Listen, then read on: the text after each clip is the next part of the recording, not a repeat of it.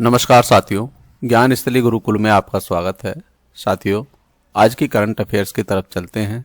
आज की current affairs में सबसे पहला टॉपिक हमारा गुरु तेग बहादुर जी का 350वां शहीदी दिवस है, तो इनके बारे में श्री आनंदपुर साहिब में यहाँ विशेष आयोजन व दिल्ली लाल किला मैदान में विशेष आयोजन हो रहा है, इसके बारे में होंगे।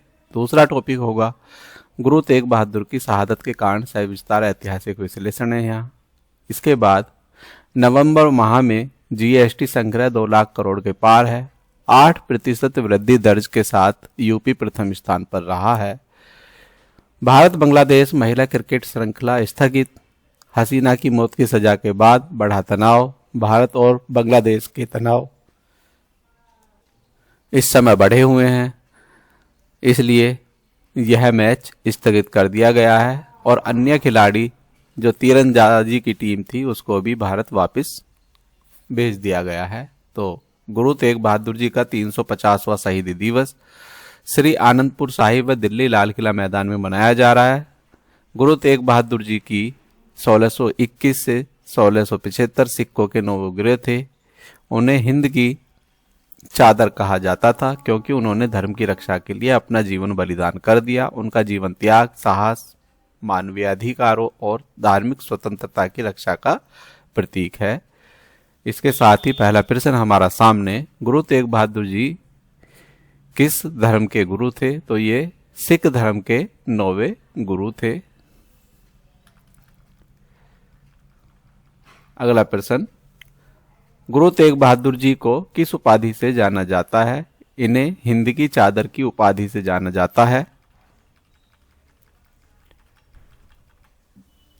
गुरु तेग बहादुर जी की शहादत किस मुगल सम्राट के शासनकाल में हुई? औरंगजेब के शासनकाल में हुई। औरंगजेब ने इन पर बहुत ज्यादा अत्याचार किए थे। कश्मीरी पंडित गुरु तेग बहादुर जी के पास किस कारण पहुंचे? धर्म की रक्षा और अत्याचार से बचने के लिए इनके पास पहुंचे थे। गुरु तेग बहादुर जी ने कश्मीरियों की रक्षा के लिए आगे आने की प्रेरणा किससे स्वीकार की? गोविंद राय, गुरु गोविंद सिंह जी से प्रेरित थे। गुरु तेग बहादुर जी को कहां शहीद किया गया? चांदनी चौक दिल्ली में इनको शहीद किया गया। गुरु जी के किस साथी को आरी से चीरकर शहीद किया गया? तो ऑप्शन बी, भाई मती दास को आरी से चीरकर शहीद किया गया।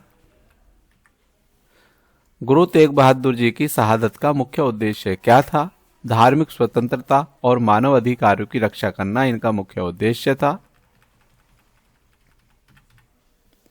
गुरु तेग बहादुर जी के सिर का अंतिम संस्कार किसने किया? तो भाई जसवंत सिंह ने इनका अंतिम संस्कार किया। गुरु तेग बहादुर जी की शहादत के स्थान पर आज कौन सा प्रमुख गुरुद्वारा स्थित है? तो ये गुरुद्वारा शीशगंज साहिब स्थित है। इसके बाद हमारे क्वेश्चन है जीएसटी से। नवंबर माह में जीएसटी संग्रह का लगभग कितना लक्ष्य बताया गया है? तो यह ऑप्शन सी 2 लाख करोड़ रुपए के पास पहुंचने का लक्ष्य बताया गया है। नवंबर में जीएसटी संग्रह में अनुमानित वृद्धि दर कितनी बताई गई है? तो 8% वृद्धि दर रहने का अनुमान है। जीएसटी वृद्धि दर में 8% की वृद्धि किस बात को दर्शाती है? कर संग्रह और आर्थिक गतिविधियां बढ़ी हैं, यह इस चीज का संकेत है। नवंबर 2024 में जीएसटी संग्रह लगभग कितना था, जिससे 2025 के लिए 2 लाख करोड़ का अनुमान लगाया जा रहा है? तो ऑप्शन सी 1.82 लाख करोड़। कर संग्रह में वृद्धि का एक प्रमुख कारण क्या माना जाता है? कर अनुपालन और डिजिटल निगरानी में सुधार करना। उत्तर प्रदेश को किस आधार पर प्रमुख प्रदर्शनकर्ता राज्य माना जा रहा है? तो उत्पादन और उपभोग दोनों में वृद्धि के कारण।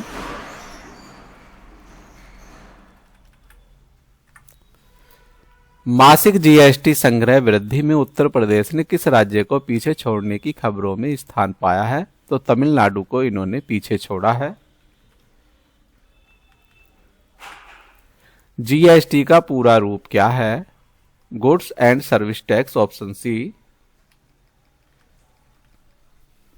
जीएसटी संग्रह बढ़ने से किस क्षेत्र पर सकारात्मक प्रभाव पड़ता है? तो ऑप्शन ए, सरकारी राजकोष और बुनियादी ढांचे पर सकारात्मक प्रभाव पड़ता है। उच्च जीएसटी संग्रह का देश की अर्थव्यवस्था पर मुख्य प्रभाव क्या होता है? सरकार के पास निवेश की क्षमता बढ़ती है। अगले प्रश्न होंगे हमारे भारत और बांग्लादेश से। भारत बांग्लादेश के बीच तनाव की स्थिति बनी हुई है। तो पहला प्रश्न हमारे सामने है, भारत बांग्लादेश महिला क्रिकेट श्रृंखला क्यों स्थगित की गई है? तो यह सुरक्षा कारणों और बढ़े तनाव के कारण स्थगित की गई है। श्रृंखला किस देश में आयोजित होने वाली थी? यह श्रृंखला बांग्लादेश में आयोजित होने वाली थी। हाल के तनाव का प्रमुख कारण क्या बताया गया है? तो हसीना की मौत की सजा के बाद राजनीतिक अस्थिरता बनी हुई है। भारत नहीं चाहता था कि हसीना को मौत की सजा मिले। सुरक्षा एजेंसियों ने भारतीय टीम को किस कारण यात्रा न करने की सलाह दी? तो बढ़े हुए जनविरोध और राजनीतिक तनाव के कारण। दूसरी बात यह है, शेख हसीना ने भारत में शरण ली हुई है, तो इसलिए भी यह तनाव बढ़ा हुआ है। किस प्रकार की श्रृंखला स्थगित की गई है? तो निर्धारित पूरी द्विपक्षीय श्रृंखला थी ये। भारत बांग्लादेश के बीच तनाव बढ़ने का सीधा प्रभाव किस क्षेत्र पर सबसे अधिक पड़ा? तो यह क्रिकेट पर सबसे ज्यादा पड़ा है।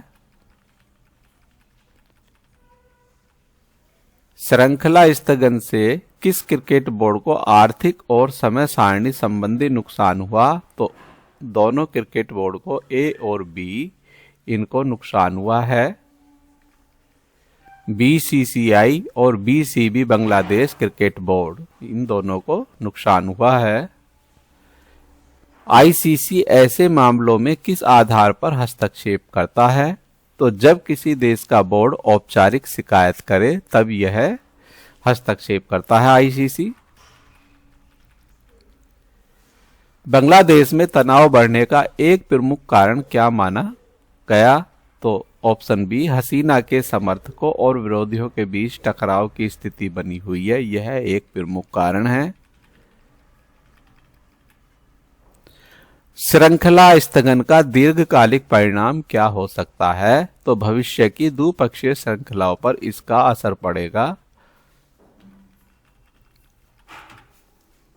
इसी के साथ आज की करंट अफेयर्स की हमारी यह श्रृंखला पूरी होती है। यदि यह श्रृंखला आपको अच्छी लगी है तो वीडियो को लाइक कीजिए, वीडियो को शेयर कीजिए, और यदि आपने हमारा चैनल सब्सक्राइब नहीं किया है तो चैनल को सब्सक्राइब कीजिए। आज की करंट अफेयर्स की यदि आपको विस्तृत जानकारी चाहिए तो आप डिस्क्रिप्शन बॉक्स में जाके उसको पढ़ सकते हैं। मिलते हैं नई वीडियो के साथ, तब तक के लिए जय हिंद, जय भारत, धन्यवाद साथियों।